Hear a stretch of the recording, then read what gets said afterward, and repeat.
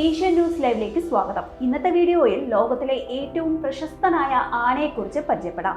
ലോകത്തിലെ ഏറ്റവും പ്രശസ്തനായ ആനയുടെ പേരാണ് ജംബോ. ഇന്ന് നമ്മൾ ആനകളെ സംബന്ധിക്കുന്ന എല്ലാ കാര്യങ്ങൾക്കും ജംബോ എന്ന പദം ഉപയോഗിക്കാറുണ്ട്. ആനകളെ മാത്രമല്ല, വലിപ്പം കൂടിയ എന്തിനേയും നമ്മൾ ജംബോ എന്ന പേരുകൊണ്ട് സംബോധന ചെയ്യും. ഇതെല്ലാം വന്നത് ജംബോ ആനയിൽ നിന്നാണ്. ജംബോയുടെ കഥയൊന്ന് കേട്ടു നോക്കിയാലോ? അല്പം സങ്കടം വരുന്ന കഥയാണ്. ജംബോ ഒരു ആഫ്രിക്കൻ ആനയായിരുന്നു. ആഫ്രിക്കയിൽ സുഡാന്റെയും എത്യോപ്യയുടെയും അതിർത്തിയിൽ 1861 ജനിച്ച ജംബോയ്ക്ക് 2 വയസ്സ് തികയും മുൻപ് തന്നെ അവന്റെ അമ്മ മരിച്ചു. മരിച്ചതല്ല, വേട്ടക്കാർ കൊന്നതായിരുന്നു ജംബോയുടെ അമ്മയെ. 5-ാം വയസ്സ് തികയുന്നത് വരെ ജംബോ വലിപ്പത്തിൽ തീരെ ചെറുതായിരുന്നു. ഇതിനിടയിൽ അവനെ യൂറോപ്പിലെത്തിച്ചു. ലണ്ടൻ മൃഗശാലയുടെ ഭാഗമായി മാറിയ ജംബോ താമസിയാതെ യൂറോപ്പിലെങ്ങും പ്രശസ്തനായി.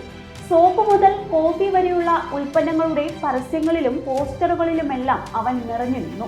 ജംബോയുടെ പുറത്തു കയറി സഫാരി നടത്താൻ ആളുകൾക്ക് ഇതിനിടെ അവസരമൊരുങ്ങി. വിക്ടോറിയ മഹാറാണി, തിയാഡോർ റൂസ്വെൽറ്റ്, വിൻസ്റ്റൺ ചർച്ചിൽ തുടങ്ങിയ പ്രമുഖരൊക്കെ ജംബോയുടെ പുറത്ത് യാത്ര നടത്തിയിട്ടുണ്ട് അക്കാലത്ത്. താമസിയാതെ ലണ്ടൻ മൃഗശാലയിലെ സുവർണ താരമായി മാറുകയായിരുന്നു ജംബോ. ഇതിനിടയിൽ അവന്റെ ശരീരം വലിയ വളർച്ച നേടി. സാധാരണ ആഫ്രിക്കൻ ആനകളെക്കാൾ വലുപ്പമുണ്ടായിരുന്നു ജംബോയ്ക്ക്.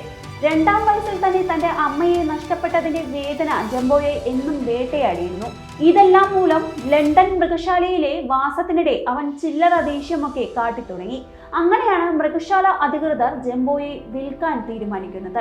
അമേരിക്കയിലെ ബാർണം ആൻഡ് ബെയ്ലി എന്ന സർക്കസ് കമ്പനിയുടെ ഉടമ PT ബാർണം ജംബോയ്ക്ക് $30,000 എന്ന അക്കാലത്തെ പൊന്നും വില നൽകാമെന്ന് പറഞ്ഞു. ലണ്ടൻ മൃഗശാലയെ സംബന്ധിച്ച് വലിയൊരു തുകയായിരുന്നു അത്. അവരത് നിരസിച്ചില്ല. ജംബോയെ അമേരിക്കയിലേക്ക് അയക്കാൻ തന്നെ മൃഗശാല അധികൃതർ തീരുമാനിച്ചു. ഈ തീരുമാനം ബ്രിട്ടനിലെങ്ങും വലിയ പ്രതിഷേധത്തിന് വഴിയൊരുക്കി. 10,000-ലധികം സ്കൂൾ വിദ്യാർത്ഥികൾ ജംബോയെ വിടരുതെന്ന് ആവശ്യപ്പെട്ട് വിക്ടോറിയ റാണിക്ക് കത്തെഴുതി. എല്ലാ ദിവസവും ഒട്ടേറെ ബ്രിട്ടീഷുകാർ മൃഗശാലയിലെത്തുകയും ജംബോയെ തൊട്ടു തലോടി അവന് ഭക്ഷണം നൽകി തങ്ങളുടെ സ്നേഹം അറിയിക്കുകയും ചെയ്തു. എന്നാൽ ഇതുകൊണ്ടൊന്നും ഒരു ഫലവും ഉണ്ടായില്ല. അങ്ങനെ ജംബോയെ ഒരു വലിയ തടിക്കൂട്ടിലാക്കി കപ്പലിലേക്ക്. കപ്പൽ അമേരിക്കയ്ക്ക് തിരിച്ചു. ഒരു പ്രശ്നമുണ്ടായിരുന്നു. ജംബോ മാത്യു സ്കോട്ട് എന്ന തന്റെ പാപ്പാനെയല്ലാതെ മറ്റാരെയും അനുസരിച്ചിരുന്നില്ല. അതിനും ബാർണം പരിഹാരം കണ്ടെത്തി. ജംബോയുടെ പാപ്പാനായി സ്കോട്ടിനെ തന്നെ നിയമിച്ചു.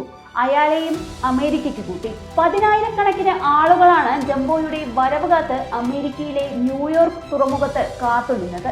തടിക്കൂട്ടിന്റെ വാതിൽ തുറന്ന് ജംബോ ആദ്യമായി ദൃശ്യമായപ്പോൾ തന്നെ ജനക്കൂട്ടം ആർത്തു വിളിച്ചു. ജംബോയെ പങ്കെടുപ്പിച്ചുള്ള സർക്കസ് പ്രദർശനങ്ങൾ താമസിയാതെ ബാർണം തുടങ്ങി.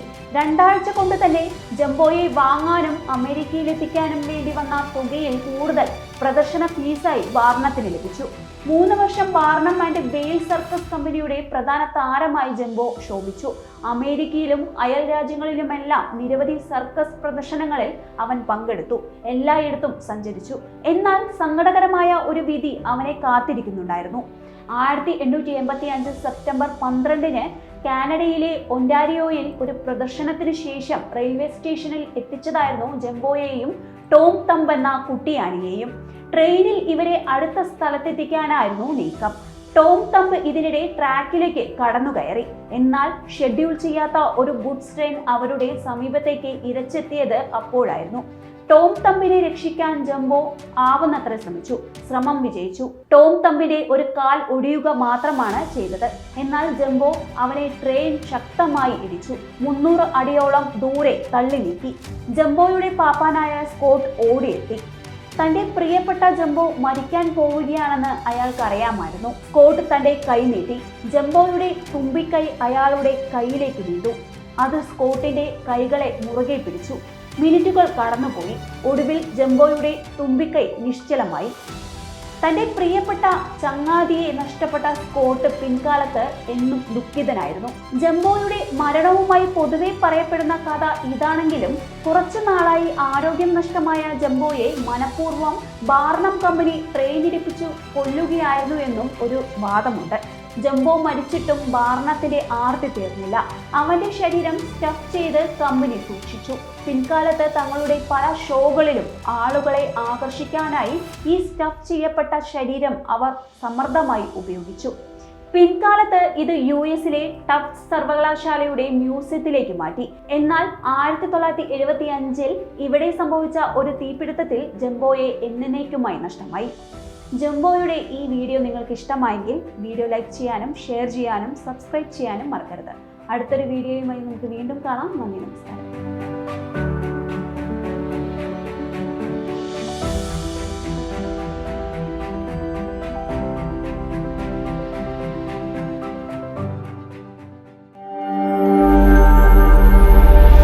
നാഷൻ ന്യൂസ് ലൈവ്, സത്യം, ചരിത്രം, വർത്തമാനം.